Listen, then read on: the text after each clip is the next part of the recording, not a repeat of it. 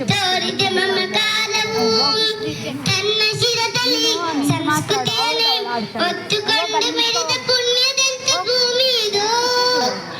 ಭಾರತ ದೇಶವಿದು ನಮ್ಮ ಹೆಮ್ಮೆಯ ಬೀಡು ಇದು.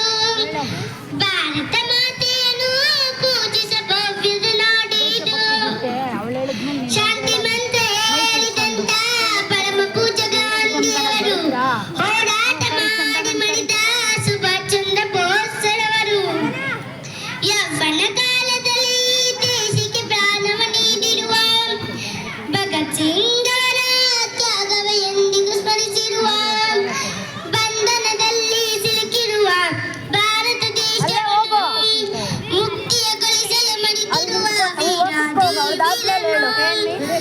ಸ್ಮರಿಸಿ ಅರಿಸಿ ಮಗಳ ಸಮಯವಿದು. ಭಾರತ ದೇಶವಿದು ನಮ್ಮ ಹೆಮ್ಮೆಯ ಬೀಡು ಇದು. ಭಾರತ ಮಾತೆಯನ್ನು ಪೂಜಿಸ ಭವ್ಯದ ನಾಡು ಇದು.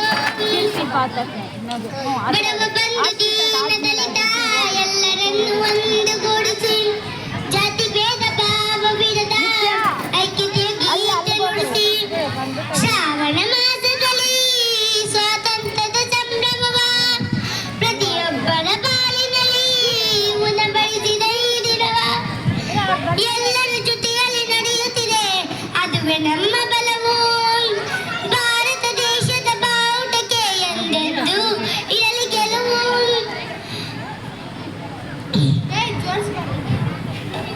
ಭಾರತ ದೇಶವಿದು ನಮ್ಮ ಹೆಮ್ಮೆಯ ಬೀಡು ಇದು.